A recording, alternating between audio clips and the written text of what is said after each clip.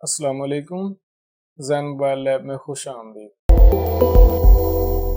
जैसा कि आपको मालूम होगा कि मेरे चैनल ज़ैन मोबाइल लैब पर मोबाइल सॉफ्टवेयर और हार्डवेयर का कोर्स चल रहा है।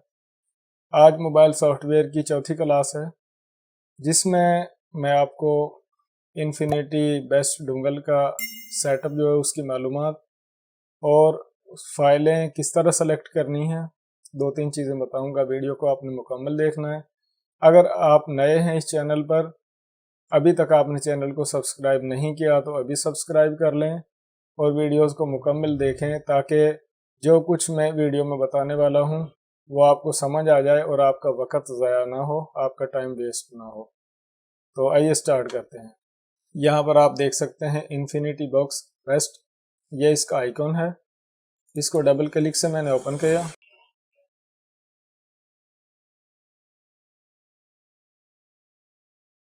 तो सेटअप आप देखें ओपन हो चुका है। तो इसमें अहमियत के काबिल कई चीज़ें हैं कि जिन पर आपने गौर करना है कि ये बाय डिफ़ॉल्ट सेटअप जो है वो इस तरह ओपन होता है। तो सबसे मेन चीज़ जो है इसमें वो ये है, ये लाइन जिसमें कुछ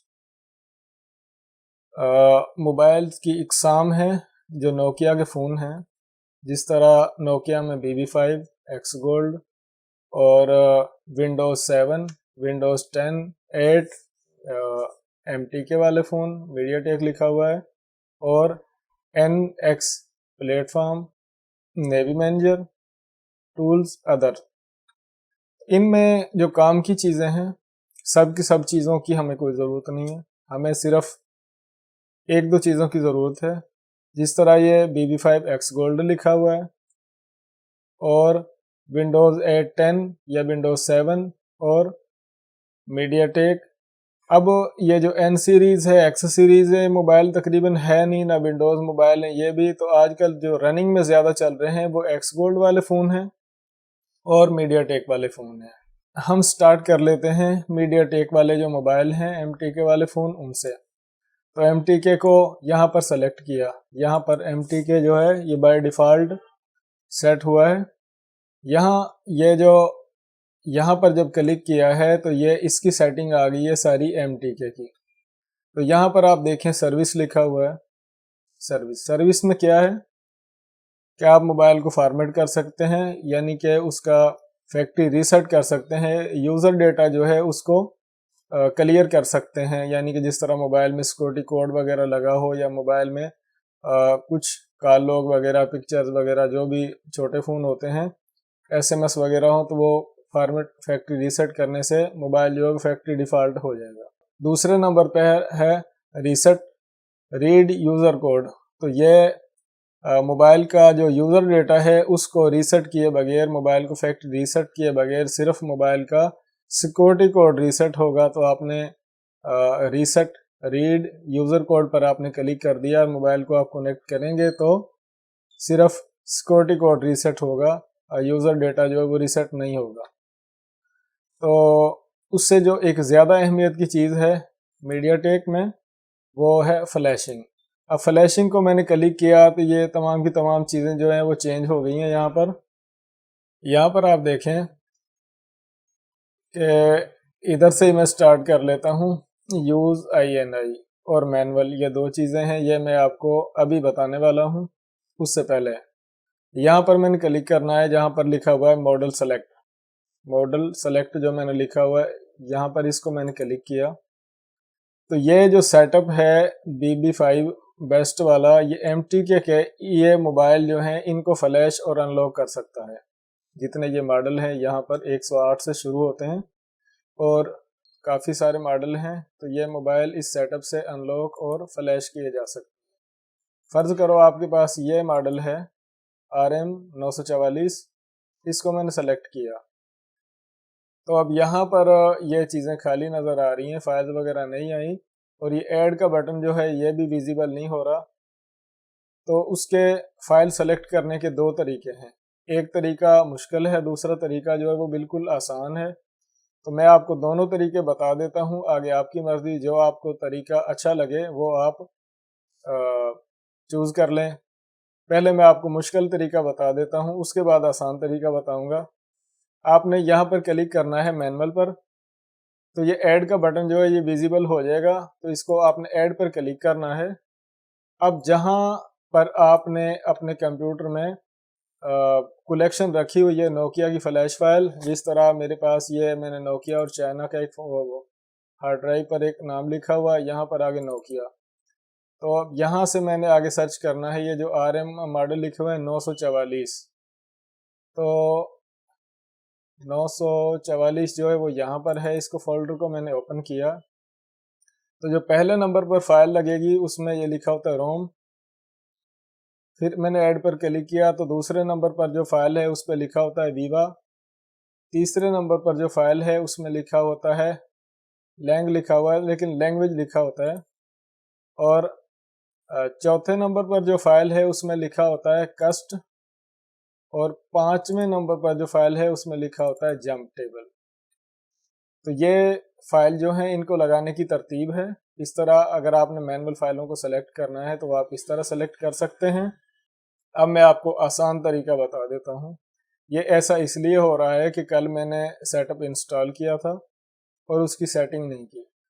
तो यहाँ से आपने जाना है सेटिंग पर, और ये जो फर्स्ट में डेटा पैकेज पाथ लिखा हुआ है इसको आपने क्लिक करना है, और यहाँ से आपने क्लिक करना है चेंज एक्टिव डायरेक्टरी। तो इसको आप लेकर आए यहाँ पर नोकिया पर, इसको ओपन करें और यहाँ पर लिखा होगा नोकिया, जिस तरह ये फोल्डर है इसको आप सेलेक्ट करके इस फोल्डर को सेलेक्ट करें और ओके कर दें।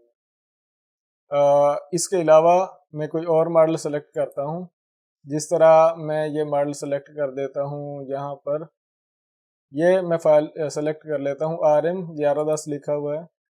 तो आप देखें कि फाइल जो है वो यहाँ पर ऑटोमेटिक लग गई है, यानी कि ये जो मैंने ऊपर से सेटिंग की है फाइल को, जो इस सेटअप को लोकेशन मैंने डायरेक्शन बताई है कि जहाँ फोल्डर मैंने सेलेक्ट किया है जहाँ पर मैंने फाइल स्टोर की हुई है, तो इसने ये मॉडल सेलेक्ट करते ही फाइल जो है उसको खुद ब खुद पिक कर लिया है।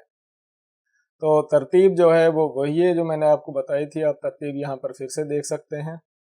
लेकिन इसका एक फ़ायदा और भी है कि अगर आपने जो फोल्डर सेलेक्ट किया है उसमें एक से ज़्यादा फाइलें मौजूद हों तो आप यहाँ पर क्लिक करें, जिस तरह ये दूसरी फाइल है तो इसको आप इस तरह सेलेक्ट कर सकते हैं अपनी मर्जी से।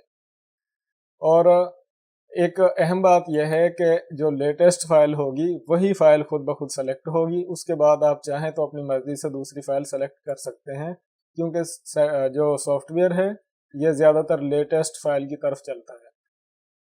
अब आप अगर ये मैनुअल जो है इसकी टिक को हटा भी दें तो कोई मसला नहीं है। यहाँ से आप कोई और मॉडल सेलेक्ट करें, जिस तरह ये 1172 लिखा हुआ है, इसको मैंने सेलेक्ट किया तो इसकी फ़ाइल जो है वो यहाँ पर आ गई है, और इसकी भी एक से ज़्यादा फाइलें यहाँ पर पड़ी हुई हैं। तो जो लेटेस्ट वर्जन है वही फाइल खुद ब खुद सेलेक्ट हुई है।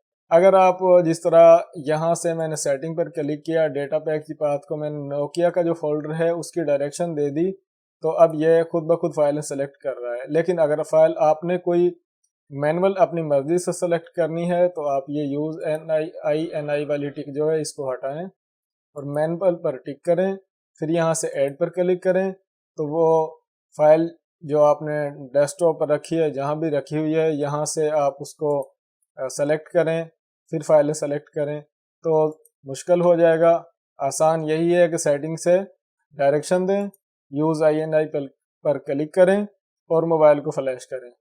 तो जो भी मोबाइल का आप मॉडल सेलेक्ट करेंगे, जितनी फाइलें आपने फोल्डर में स्टोर की होंगी, उनमें से जो मॉडल आप सेलेक्ट करेंगे वो खुद ब खुद यहाँ पर फाइलें तरतीब के साथ लग जाएंगी। दूसरी चीज़ यह है कि इस साइड पर आप आ जाएं, ऊपर लिखा हुआ है फैक्ट्री सेटिंग्स। अगर आप मोबाइल का सॉफ्टवेयर कर रहे हैं तो आप फैक्ट्री सेटिंग्स पर टिक ज़रूर करें, क्योंकि मोबाइल में कोड वगैरह लगा होता है, जिस तरह कॉल लॉग होता है, SMS वगैरह होते हैं, तो फैक्ट्री सेटिंग पर करेंगे तो मोबाइल सब का सब क्लियर हो जाएगा। इस तरह हो जाएगा सॉफ्टवेयर होने के बाद जिस तरह नया मोबाइल होता है। अगर आपने मालूमात लेनी है तो आप रीड इन्फो को भी टिक कर लें इस तरह। और अगर आपने लैंग्वेज चेंज ओनली करनी है, यानी कि ये इस तरह होगा, ऑप्शन तो है, आपके पास एक फ़ाइल पड़ी हुई है तो आप जिस मोबाइल की लैंग्वेज चेंज कर रहे हैं ये ख्याल करें कि उसका वर्जन सेम ही होना चाहिए। जिस तरह ये 14 है तो इसी तरह मोबाइल में भी 14 वर्जन होना चाहिए इसका, इस फाइल का जो वर्जन है। तो फिर लैंग्वेज आप चेंज कर सकते हैं। अगर वर्जन का फ़र्क आ गया तो मोबाइल मसले करना शुरू कर देगा। और अगर फ्लैशिंग के दौरान एरर आ रहे हैं, आप मोबाइल का सॉफ्टवेयर कर रहे हैं और उसके दौरान एरर आ रहे हैं, तो फिर आप ये रिपेयर मोड जो है ये इस तरह टिक कर लें। ये देखें यहाँ पर वार्निंग आई है, बिला वजह आपने टिक नहीं करना, सिर्फ उसी सूरत में आपने इसको यहाँ पर टिक करना है जब एरर आ रहा हो। और उसके बाद आप फ्लैश करें और बंद हालत में मोबाइल को कंप्यूटर से कनेक्ट, तो मोबाइल जो है वो सॉफ्टवेयर हो जाएगा। आने वाली वीडियोस में हम मोबाइल को सॉफ्टवेयर भी करेंगे, उसका सिक्योरिटी कोड भी अनलॉक करेंगे, और ये तमाम की तमाम जो मैंने आपको ऑप्शंस बताई हैं इन सब की सब को हम प्रैक्टिस करेंगे। और कल की जो वीडियो है उसमें मैं आपको फाइल डाउनलोड करने का तरीका बताऊंगा कि आप नोकिया मोबाइल की flash file infinity best dongle की सपोर्ट से किस तरह डाउनलोड कर सकते हैं। आज के लिए बस इतना ही। अपना ख्याल रखिएगा, मुझे भी दुआ में याद रखिएगा। अल्लाह हाफ़िज़।